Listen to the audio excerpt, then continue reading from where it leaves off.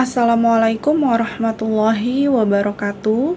Perkenalkan, kami dari kelompok 2 tugas akuntansi sektor publik dengan saya sendiri Eria dan rekan saya Alvina Aulia Putri.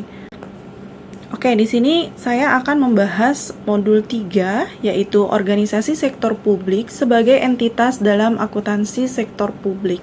Sebelumnya, apa sih organisasi sektor publik ini? Organisasi sektor publik ini adalah organisasi yang berorientasi pada kepentingan publik. Karena orientasinya pada kepentingan publik, maka organisasi ini biasanya tidak berorientasi pada laba sebagai tujuan akhirnya. Organisasi sektor publik secara proses cenderung lebih bernuansa politis daripada organisasi bisnis, sehingga politik dan profesionalitas merupakan hal yang dibutuhkan pelaku di dalamnya.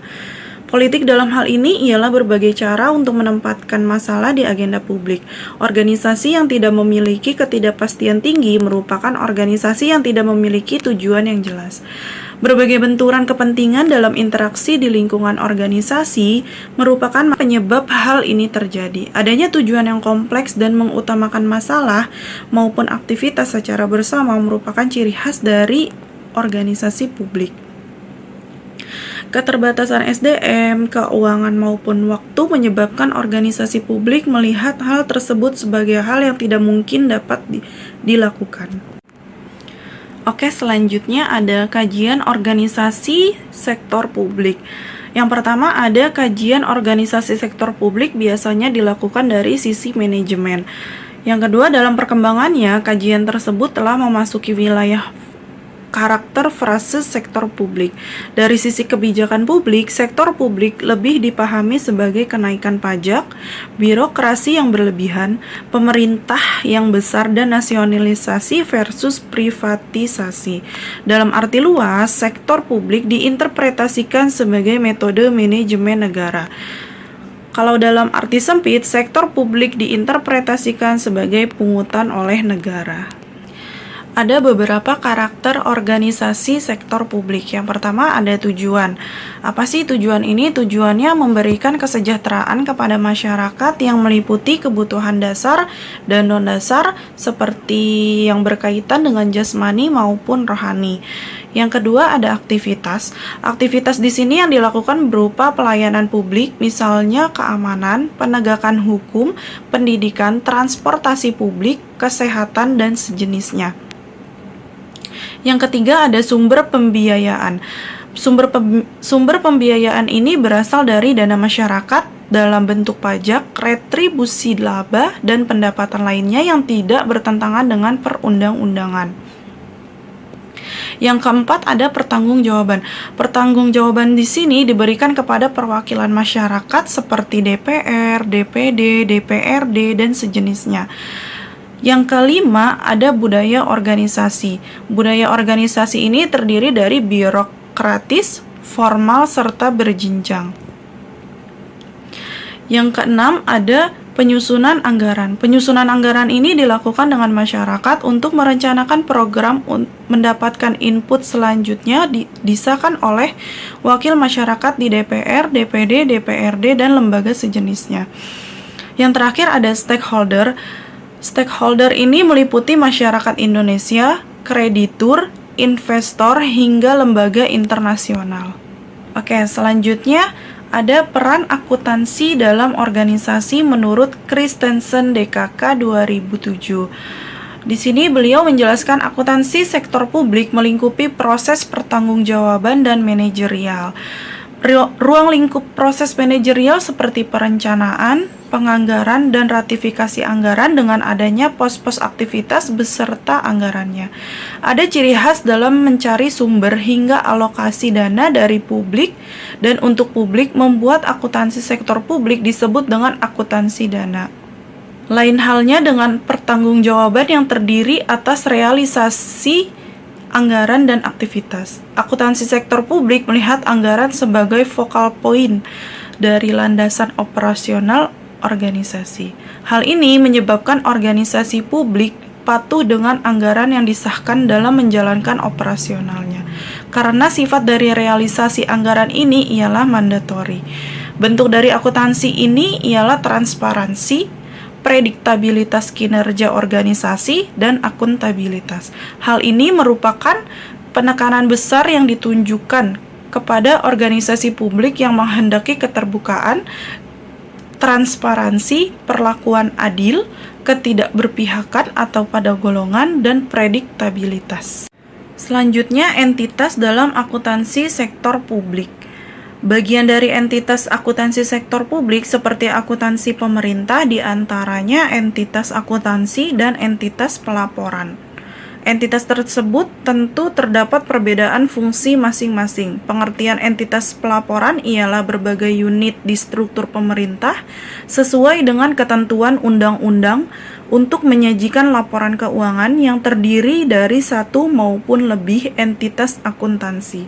Lain halnya dengan peraturan pemerintah PP nomor 24 tahun 2005 menyatakan bahwa standar akuntansi pemerintah merupakan standar yang ditentukan pemerintah pusat, sehingga lingkungan pemerintah dan kementerian juga bagian dari entitas laporan.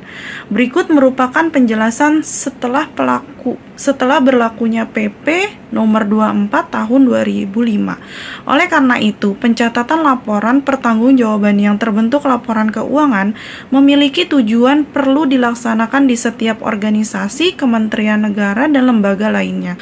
Penyusunan laporan keuangan adalah salah satu bentuk pertanggungjawaban atas pelaksanaan APBN atau pasal 8 poin G, sedangkan PP nomor 71 tahun 2010 yang merupakan penjabaran dari Undang-Undang nomor 17 tahun 2003 tidak mungkin menyimpang dari aturan di atasnya, sehingga dalam konteks struktur organisasi pengelolaan keuangan negara, Presiden tetap sebagai pemegang kekuasaan tertinggi atas pengelolaan keuangan negara dan menteri atau pimpinan lembaga tetap sebagai pengguna anggaran atau barang, sehingga hal ini menunjukkan bahwa pengelolaan keuangan di Kementerian Negara atau lembaga adalah bagian dari pengelolaan keuangan negara. Jadi struktur organisasi pengelolaan keuangan negara tidak ada perubahan dengan diterbitkannya PP nomor 71 tahun 2010.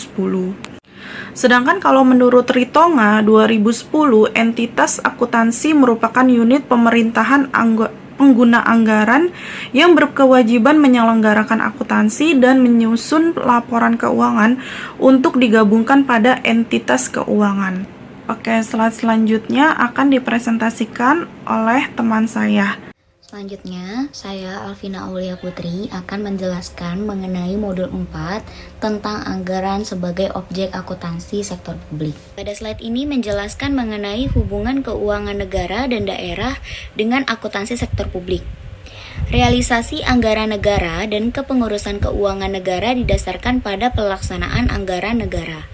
Hal ini merupakan bentuk korelasi keuangan negara dengan anggaran negara baik secara bertambah atau berkurangnya keuangan negara. Anggaran pemerintah maupun negara dalam hal ini ialah APBN atau APBD. Inti dari keuangan atau akuntansi pemerintah itu sendiri merupakan informasi keuangan yang disusun oleh pemerintah. Dengan demikian, keuangan pemerintah melihat APBN atau APBD sebagai hal yang penting. Proses penganggaran secara berkelanjutan dari tahap menyusun anggaran oleh pihak berwenang merupakan definisi daur anggaran, laporan keuangan pemerintah, dan tahap pemeriksaan pelaksanaan anggaran yang diperiksa oleh otoritas pengawas fungsional merupakan hal yang dituju dari praktik akuntansi dan tahap pelaksanaan anggaran. Selanjutnya adalah lingkup pengelolaan keuangan daerah. Ada 3 lingkup, yang pertama dari perencanaan, yang kedua ada pelaksanaan, dan yang terakhir ada pengawasan atau pengendalian. Perencanaan ini sendiri inputnya bermula dari kebijakan umum dan prioritas. Lalu prosesnya berupa program kegiatan anggaran yang berisi tolak ukur kinerja, analisis standar kinerja atau belanja, dan yang terakhir adalah standar biaya. Nah, ini termasuk dalam komponen APBD. Selanjutnya dalam pelaksanaan itu sendiri, prosesnya ada dokumen pencatatan yang telah disusun dalam APBD. Dan yang terakhir ada pengawasan dan pengendalian. Itu berisi mengenai evaluasi kinerja dan hasil evaluasi kinerja dalam APBD itu sendiri. Baik, untuk yang selanjutnya ada fungsi anggaran publik dalam akuntansi. Yang pertama ada perencanaan. Yang kedua ada pengawasan, yang ketiga ada koordinasi, dan yang keempat ada pedoman kerja. Selanjutnya ada ciri khas kriteria anggaran sektor publik. Nah, yang pertama ada dicatat dalam satuan keuangan ataupun keuangan. Yang kedua meliputi jangka waktu tertentu saja. Yang ketiga ada tercantum adanya komitmen manajemen dalam pencapaian sasaran yang telah ditetapkan sebelumnya. Yang keempat ada anggaran dapat digunakan apabila telah disetujui oleh pihak yang jabatannya lebih tinggi daripada penyusunan anggaran. Dan yang terakhir ada anggaran tidak dapat dirubah sesukannya, hanya dapat dilakukan perubahan apabila terjadi kondisi-kondisi yang mendesak atau memang membutuhkan sebuah perubahan. Anggaran berdasarkan jenis aktivitasnya terbagi menjadi dua kelompok. Yang pertama ada anggaran operasional, yaitu anggaran yang memang ditunjukkan untuk menjalani operasional atau kebutuhan harian. Dan kedua ada anggaran modal. Anggaran modal sendiri yaitu anggaran yang mencatatkan rencana jangka panjang dalam pembelanjaan aktiva tetap. Nah, anggaran berdasarkan status hukumnya itu terbagi juga menjadi dua. Yang pertama ada anggaran tentatif, yaitu anggaran yang tidak perlu adanya pembelakuan dari lembaga legislatif. Dan yang kedua ada anggaran enacted, yaitu merupakan anggaran proses yang pembahasannya melalui persetujuan legislatif. Untuk selanjutnya ada proses terbentuk anggaran. Jadi ada 5 tahap untuk terbentuknya anggaran sendiri. Yang pertama ada tahapan persiapan. Yang kedua ada tahapan persetujuan. Nah, persetujuan yang dimaksud ini ada 3. Yang pertama ada pengajuan anggaran kepada lembaga legislatif. Yang kedua ada pembahasan untuk memberikan pertimbangan oleh komite anggaran. Dan yang terakhir ada pemberian keputusan menolak atau menyetujui anggaran tersebut. Nah, tahapan yang ketiga yaitu tahapan administrasi. Yang keempat ada tahapan pelaporan, dan yang terakhir ada tahap pemeriksaan. Slide selanjutnya ada pengaruh faktor anggaran sektor publik. Jadi ada 2 nih, faktor internal dan faktor eksternal.